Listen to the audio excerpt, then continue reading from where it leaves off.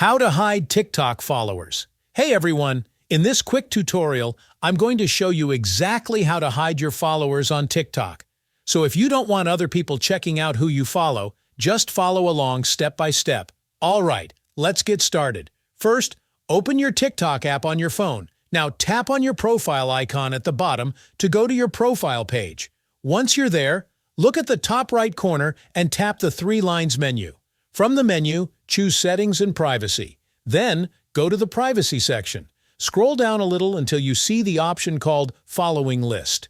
By default, it's set to Followers. Tap on it and change it to Only Me. This way, nobody else will be able to see who you're following. And here's an extra tip. If you want even more privacy, you can also switch your whole account to private. That way, only people you approve can see your profile and activity. And that's it. Super quick and easy. Now your followers list is hidden, and your TikTok account is much more private. If this video helped you out, don't forget to hit like and subscribe for more TikTok tips and tricks.